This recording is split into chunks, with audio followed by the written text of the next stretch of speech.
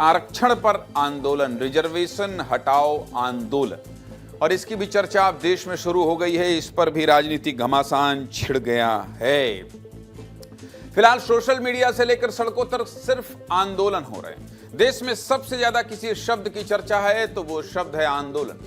पहले कॉकरोच जनता पार्टी ने आंदोलन किया, उसके बाद हम सोशल मीडिया पर जिन अल्फा के आंदोलन की तस्वीरें देख ही रहे हैं, और अब आरक्षण के विरोध में आंदोलन किया जा रहा है। वही आरक्षण जिसके मुद्दे पर आजादी के बाद से आज तक बहस चल रही है। अब इस आंदोलन का एजेंडा क्या है, क्यों आरक्षण के खिलाफ आवाज उठ रही है, ये सब जानना चाहते हैं तो आपको ये खबर देखना होगा। मैं आपको दिखा देता हूं। जिस तरह से कॉकरोच जनता पार्टी ने इंस्टाग्राम के जरिए एक मुहिम की शुरुआत की थी, कुछ उसी तरह से इंस्टाग्राम पर एक और नए मूवमेंट का जन्म हुआ है, जिसका नाम है रिजर्वेशन हटाओ आंदोलन। इसी नाम से जुलाई के महीने में इंस्टाग्राम पर एक पेज बनाया गया, जिसके अब 57 लाख फॉलोअर्स हैं, यानी बहुत बड़ी आबादी इस पेज से जुड़ी है। इसके अलावा सोशल मीडिया एक्स पर भी इस पेज के 31,000 फॉलोअर्स हैं।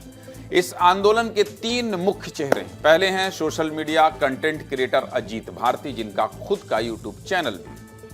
उनके बाद दूसरा नाम है अनुराधा तिवारी का, जो एक लेखिका हैं और सोशल मीडिया कंटेंट क्रिएटर। तीसरा नाम है हर्ष दुबे का, जो नीट के अभ्यर्थी हैं और कई टीवी डिबेट में वो आरक्षण के खिलाफ आवाज उठा चुके हैं। लेकिन पिछले 2 दिनों में इस आंदोलन को कुछ बड़े झटके लगे हैं। इस आंदोलन के 2 सबसे प्रमुख चेहरे अजीत भारती और हर्ष दुबे के बीच आपस में ही विवाद हो गया है। और दूसरी बात यह है कि अजीत भारती पर SC/ST एक्ट के तहत दिल्ली में FIR दर्ज हो गई।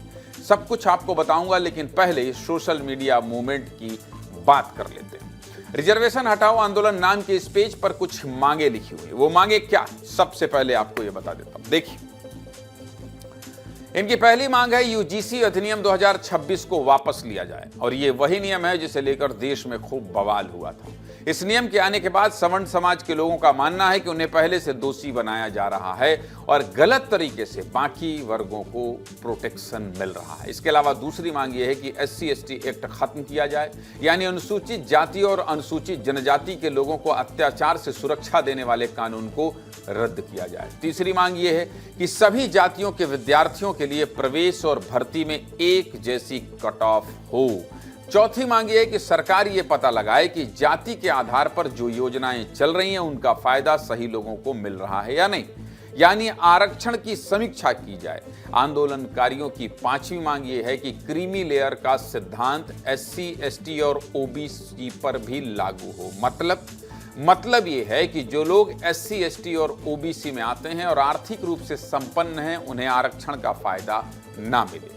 छठी मांग यह है कि जाति के आधार पर आरक्षण को खत्म किया जाए और आर्थिक आधार पर आरक्षण मिले।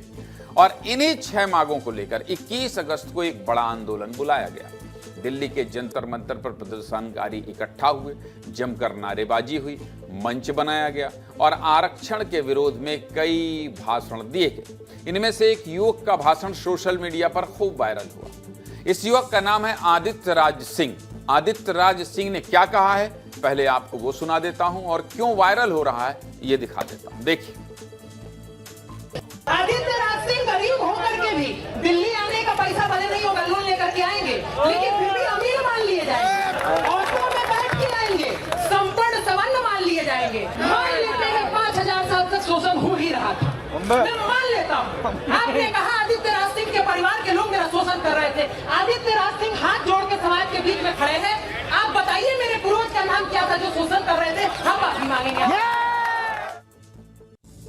जिस तरह कॉकरोच जनता पार्टी ने जंतर मंतर पर प्रदर्शन किया था, उसी तरह इन लोगों ने भी प्रदर्शन करने के लिए दिल्ली पुलिस से अनुमति मांगी थी, लेकिन इन्हें अनुमति नहीं दी गई। अनुमति तो नहीं मिली, लेकिन फिर भी दिन भर प्रदर्शन चलता रहा। 21 अगस्त को क्या क्या हुआ, पहले आपको वो दिखा देता हूं, फिर आगे की बात करूंगा।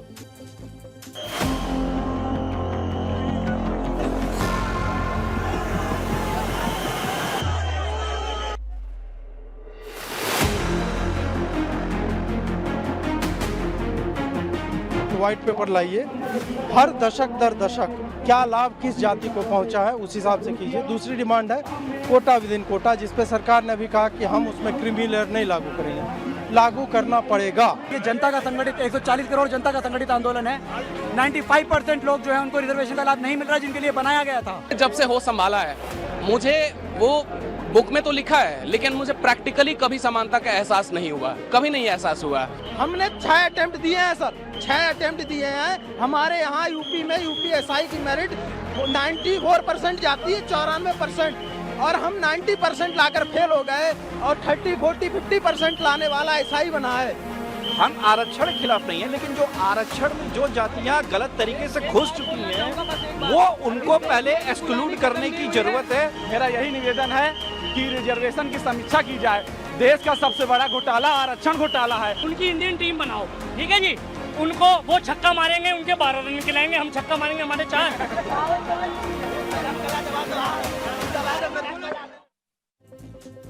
चलिए, ये तो जंतर मंतर के प्रदर्शन की तस्वीरें हैं, लेकिन बहुत से लोग ऐसे हैं जो सोशल मीडिया पर वीडियो बनाकर कविताओं के जरिए और अलग अलग तरीके से इस मुहिम के समर्थन में वीडियो बना रहे हैं। ये वायरल वीडियो भी आपको दिखा देता हूं, देखिए। भाई तुम दोनों सैड क्यों हो? यार हमने पिछली बार दोनों भाइयों ने पेपर दिया था दिल्ली पुलिस का, और हम जनरल की वजह से रह गए थे 5 नंबर से, और हमारे सारे दोस्तों का हो गया सिलेक्शन। अब हम इसी बात पे आज आवाज उठाना आए हैं जंतर मंतर पे, तो वही चारों पांचों मिलकर लठ लेकर हमारे पीछे पड़े हुए हैं। यार ये कोई बात है? दिल्ली दुर्भाग्य से सवर्ण हूँ, सोना नहीं विवर्ण हूँ, दुर्भाग्य से सवर्ण हूँ, क्योंकि सोना तो आरक्षण वाला ले गया। मेरे पास एक फटी धोती है। एग्जाम में पास होकर भी जब मैं फेल हो जाऊं, ये सुन के मेरी माँ रात रात भर रोती है। बोलती है तू मेरी कोख में क्यों नहीं मर गया, तुझे पैदा करते वक्त मेरे पेट में पानी क्यों नहीं भर गया। कहती हैं बड़ा राम राम करता है, राम मिले तो पूछना कि मैं ब्राह्मण क्यों पैदा हुआ। जिस तरह कॉकरोच जनता पार्टी के प्रदर्शन की कई रील वायरल हुई थी, कुछ उसी तरह इस प्रदर्शन की भी रील काफी वायरल है, जिसमें ये प्रदर्शनकारी भजन गा रहे हैं। जिस तरह सीजेपी के प्रदर्शन के अलग अलग रंग आपको दिखाए थे, वैसे ही इस प्रदर्शन की वायरल रील भी आपको दिखा देता हूं, देखिए।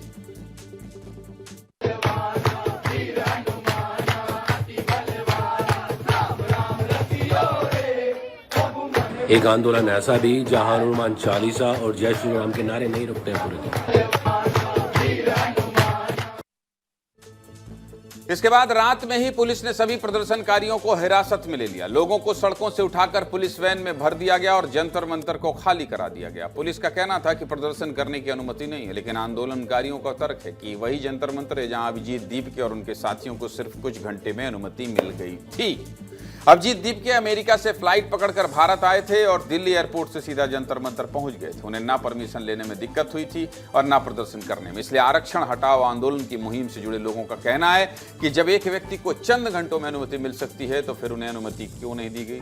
चलिए, ये तो 21 अगस्त के आंदोलन की बात हो गई, लेकिन इस आंदोलन को सबसे बड़ा झटका 22 अगस्त को लगा।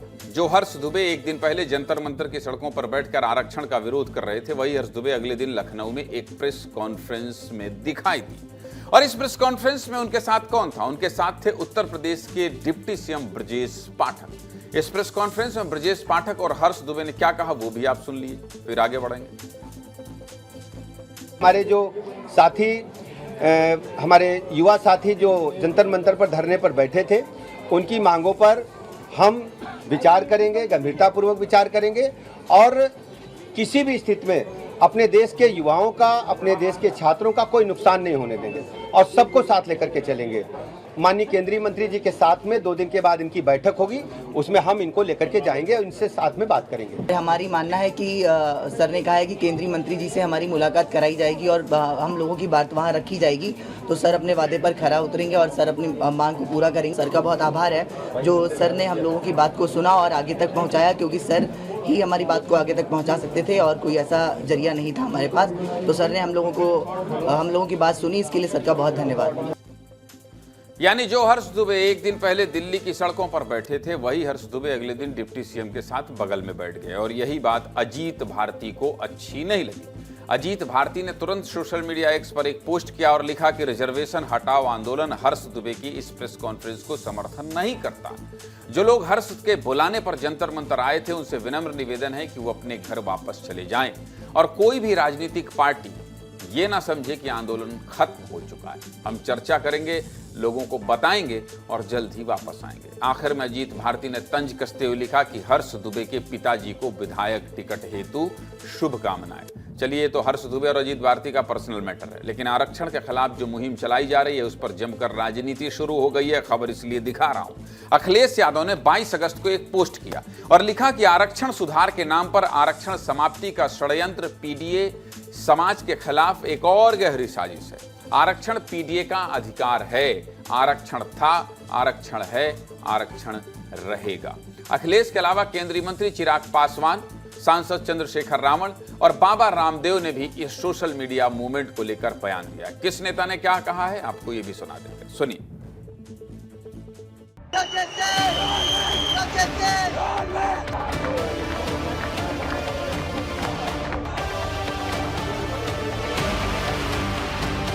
हमारी बात, हमारी लड़ाई योग्यता के लिए है।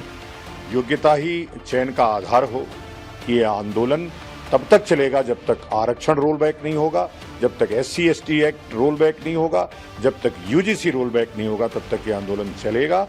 ये पूरा आंदोलन जो है पीछे से प्रोजेक्टेड आंदोलन है, सरकार ही इसको करा रही है। जातिगत जनगणना से डरे हुए लोग हैं, जातिगत जनगणना होगी उसके आर्थिक आंकड़े आएंगे, उससे डर के ये सब चीजें की जा रही है। देखिए, आरक्षण किसी के कहने से समाप्त होने वाली चीज नहीं है, ये संवैधानिक अधिकार है, इस पर किसी तरीके की चर्चा संभव नहीं। आज SC/ST का कोई अपमान करे तो सब लोकतंत्र की, संविधान की दुहाई देने लगते हैं कि ये तो संविधान के खिलाफ है। SC/ST का अपमान यदि संविधान के खिलाफ है तो ब्राह्मण का अपमान भी संविधान के खिलाफ है।